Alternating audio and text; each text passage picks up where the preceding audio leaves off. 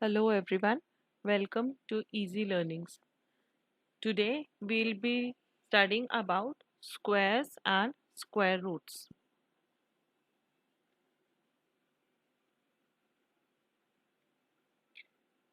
In this module, we would be studying about square, the perfect squares, then square of a negative number, properties of square numbers, patterns in square numbers, and the Pythagorean triplets. So let's start.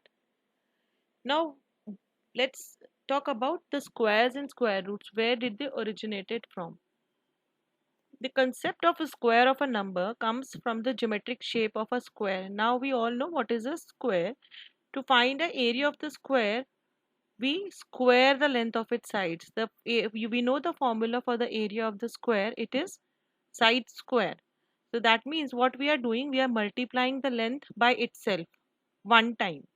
The squares and square roots of numbers are used extensively in algebra and geometry, such as finding areas of shapes, also in the Pythagorean theorem, and they have made much importance in the fields of geometry and algebra. So let us start with what are square numbers and how do we find the squares. The square of a number is the product of the number with the number itself. As we have already talked about it, the square means we are multiplying the number by itself one time.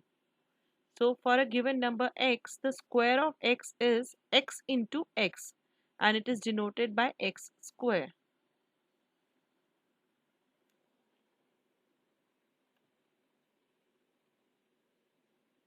For example, 4 square is equals to 4 into 4, which is equals to 16, and we say square of 4 is 16.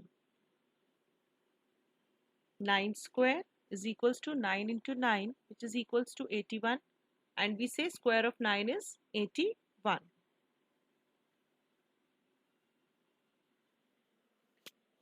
So what are perfect squares? A natural number is called a perfect square or a square number if it is the square of some natural numbers. If I am squaring a number, so whatever the answer I am getting, it is known as a perfect square. For example, 1, which is equal to 1 square. 1 square can be written as 1 into 1, which is equals to 1. 4 is a perfect square because it is a square of 2 and it can be written as 2 square. 9 is a perfect square. It is a square of number 3. 16, it is a perfect square of number 4. Similarly, 25, it is a perfect square of number 5. So we can say that 1, 4, 9, 16 and 25 are perfect square numbers. We can also define that a perfect square number is always expressible as the product of pairs of equal factors. That means a perfect square number can always be expressed as the product of two same factors or the similar factors. Now, how to check for a perfect square, that how to find that a given number is your perfect square. So we'll check it for 196. Let us check it if it is a perfect square. So for this, what we will do, we will convert 196 into prime factors. Now 196 in the prime factor form can be written as 2 multiplied by 2 multiplied by 7 multiplied by 7. So 196 can be expressed as the product of pairs of equal factors. We have similar numbers of 2 and similar number of 7. That means I have a pair of 2 and a pair of 7. So therefore 196 is a perfect square.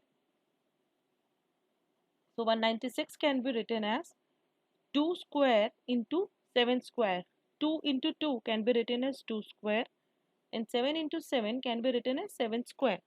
So 2 square into 7 square, which can be written in turn it can be written as 2 into 7 whole square, which is 14 square. So square of 14 is 196. So we can say that 196 is a perfect square, and Hence, 14 is the number whose square is 196.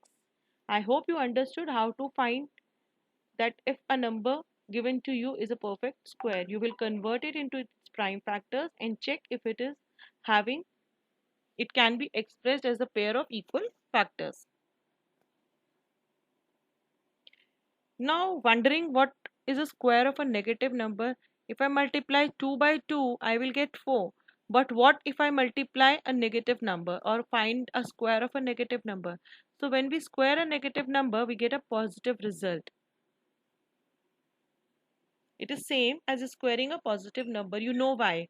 Because when we are multiplying minus 2 times, we will get a positive sign. This we have done already in integers. When we multiply a minus sign by a minus sign or a negative integer by a negative integer, we get a positive integer.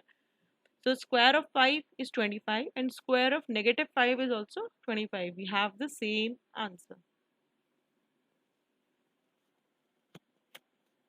Now let's move to square roots. We have studied about squares. We have understood the square part. Now we will understand what are square roots. A square root goes the other way. Square root of 9 is 3. Now remember what we have done in the earlier slides. We were saying that square of 3 is 9. So working the opposite way, a square root of 9 is 3. 3 squared is 9. So a square root of 9 is 3. It is the other way round. It is the vice versa. So we can say a square root of a number is a value that can be multiplied by itself to give the original number. So a square root is a number which when multiplied by itself give you the original number. A square root of 9 is 3 because when 3 multiplied by 3 we get 9. Now how do we denote the square root? We use a symbol which is also known as the radical symbol. This is a special symbol which means square root. It is in the form of a tick and it originated hundred of years ago. It is called the radical sign. The application of this symbol is when we are writing the square root. When we are finding the square root, we use the symbol.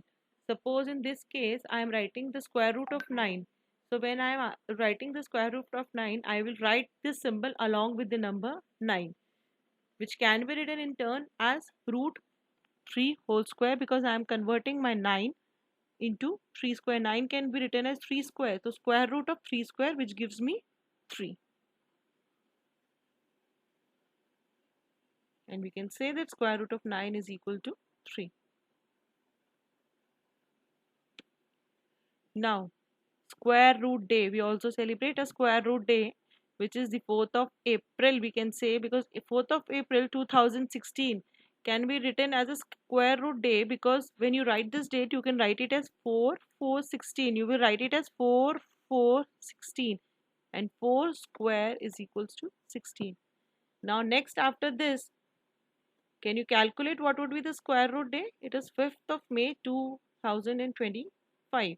When we would be writing this date, it would be 5 5 25. Square of 5 which is equals to 25. Interesting. So let's move further.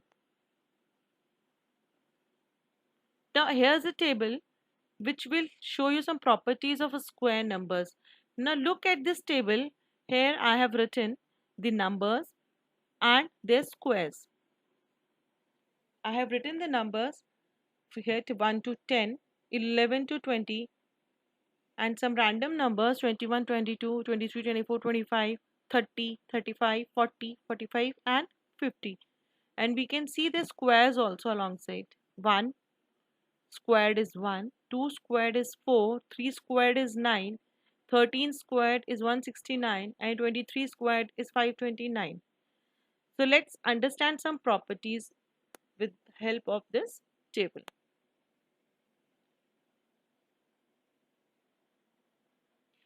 Square numbers which end with 0, 1, 4, 6, 5 and 9 at the units place. Now the square numbers are always ending with these numbers at their unit place. So we can say when a number ends it with 2, 3, 7 or 8, it cannot be a perfect square. Now you remember in the table in the previous slide we have seen that when I'm squaring 1, I am getting 1 as the square of it. Again if I see 11, the unit place is again 1. Here also when I am squaring 21, unit square is 1. You can see all the square numbers are they having the unit place as 1, 4, 9, 6 or 5. The square of 5 number 5 with unit place number 5 will always end at 5. The square of a number which is having 4 at its unit place will always end at 16. So we can say that the perfect squares end with 0, 1, 4, 6, 5 or 9 at units place. So instantly by looking at the number, if the number has 2, 3, 7 or 8 at its unit place, we know that it is not a perfect square. The square number ending in zeros will always have even number of zeros. There would not be an odd number of 0 because when I am squaring a number ending in 0, if I am squaring a 10, I will get 10 into 10, 100. That means a square number will always have even number of zeros. The square of an odd number is always odd. It is same as multiplying an odd number. When we multiply an odd number with an odd number, we get an odd number only.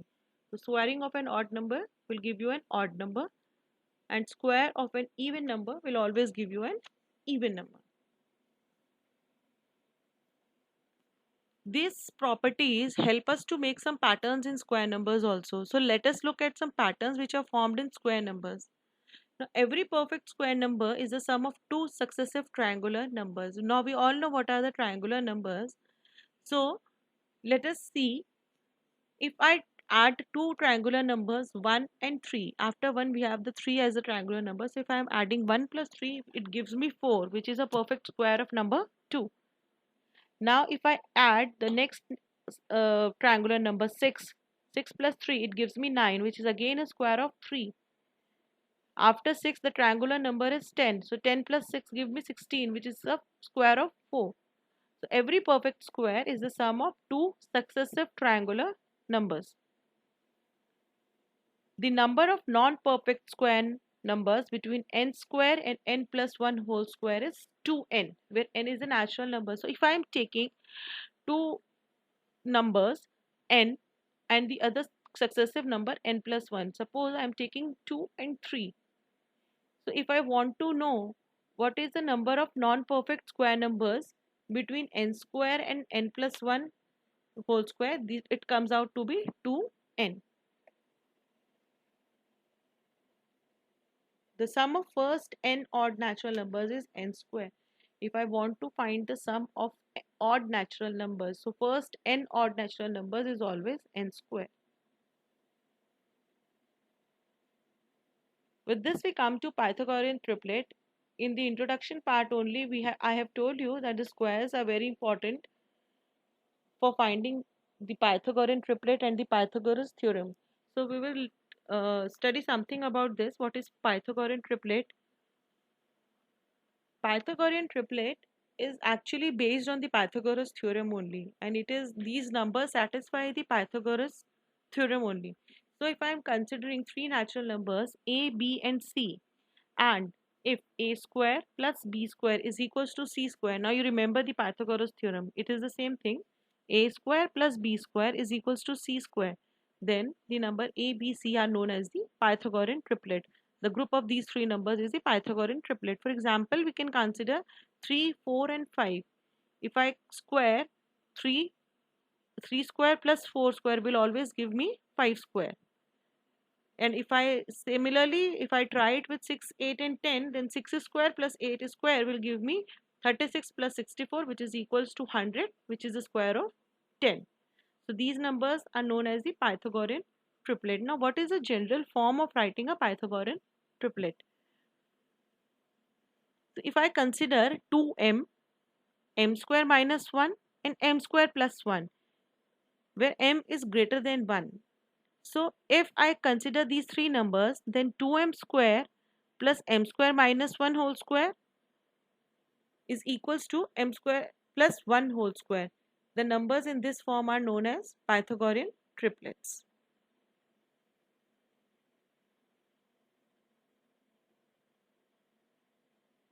Now let's end this session with an amazing fact. The square of 13 is 169, while the square of 31 is 961.